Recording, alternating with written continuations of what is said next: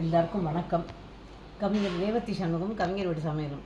இன்றைக்கி வரலட்சுமி நோன்பு இருக்கு இல்லையா? அதாவது எல்லோரும் போன வாரம் பண்ணியிருப்பீங்க. நான் ஏற்கனவே சொன்ன மாதிரி நாங்கள் ஊருக்கு போயிட்டு இருந்தாலும் இந்த வாரம் நான் எடுத்திருக்கேன். இந்த வாரம் எனக்கு அதை அப்படியே விடுறதுக்கு மனசு வரல. அதனால் நல்லா செய்யணும்னு சொல்லிட்டு ஆசைப்பட்டு அதை எடுத்திருக்கேன். எப்பவும் வருஷம் அழகாக இந்த மாதிரி அலங்காரம் பண்ணி எல்லாம் பண்ணுவோம். ஆனால் எப்பவுமே ஹாலில் வைப்பேன். இந்த தடவை கொஞ்சம் உடனே ஏற்பாடு பண்ணதுனால எனக்கு பெருசாக ரொம்ப எல்லோரையும் கூப்பிட்டு பண்ண முடியாதனால நான் என்னோடய ஸ்டோர் ரூம், பூஜை ரூம் எல்லாமே இதுதான், அந்த இடத்துலையே வச்சு பண்ணிடலாம் அப்படின்னு சொல்லிட்டு இன்றைக்கி எடுத்து பண்ணியிருக்கேன். ஆனால் அலங்காரம் மட்டும் அதே மாதிரியே அம்பாளுக்கு புடவை கட்டி அதெல்லாம் அழகாக அலங்காரம் பண்ணணும்னு அதை பண்ணியாச்சு. நேற்று உட்காந்து புடவையும் இது ஜட அலங்காரமும் நேற்றே பண்ணிட்டோம்.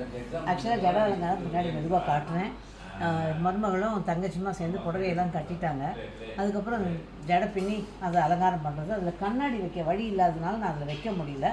ஸோ இதுதான் இன்றைக்கி காத்தால எழுந்து இனிப்பு கொழுக்கட்டை, அப்புறம் கார கொழுக்கட்டை, பொங்கல், வடை, அதுக்கப்புறம் சாமிக்கு மகா நெய்வேத்தியம் ரொம்ப ரொம்ப முக்கியமானதுன்னு சொல்லுவாங்க, சாதம்.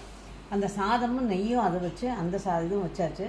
பழங்கள், எல்லா பழங்களையும் வச்சு சரடு, நோம்பு சரடையும் ரெடி பண்ணி அதையும் வச்சு எல்லாம் பூஜை பண்ணி முடிச்சுட்டு சரடும் கட்டிக்கிட்டோம்.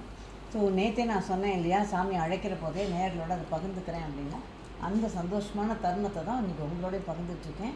ஸோ அம்மனோட அருள் எல்லாருக்கும் நல்லா கிடச்சி எல்லோரும் ஒரு குறையிலும் நல்லா இருக்கும். மீண்டும் சந்திப்போம். நன்றி. ஜடையை காமிக்கிறேன்னு சொன்னேன் இல்லையா, இந்த பாருங்கள் ஜடை அழகாக அம்மனுக்கு. அவங்களுக்கு புடவைக்கு மேட்சிங்காக ஒரு வேணின்னு சொல்லுவாங்களே மேலே இந்த திண்டாரம், அது வச்சு அதுக்கப்புறம் கோல்டில் ஒன்று இது ஒன்று வரிசையாக அதெல்லாம் வச்சு இதை பார்க்குற போது ஆக்சுவலாக கண்ணாடி வச்சா ரொம்ப அழகாக இருக்கும். எனக்கு ஒவ்வொரு தடவை அதை ரசிப்பேன். என்னென்னா ஒரு சின்ன பொண்ணு உட்காந்துருக்கா மாதிரியே இருக்கும். ஸோ இதுதான் நான் அதை காமிக்கிறேன்னு சொல்லிட்டு விட்டுட்டேனேன்னு சொல்லிட்டு தான் இன்றைக்கி அதையும் காமிச்சிருக்கேன். பார்த்துக்கோங்க. ஸோ அம்பாள் அழகாக ஜம்முன்னு நல்லா இருக்காங்க, நிறைஞ்சு இருக்காங்க. அந்த நிறமும் சந்தோஷம்தான் எப்போவுமே.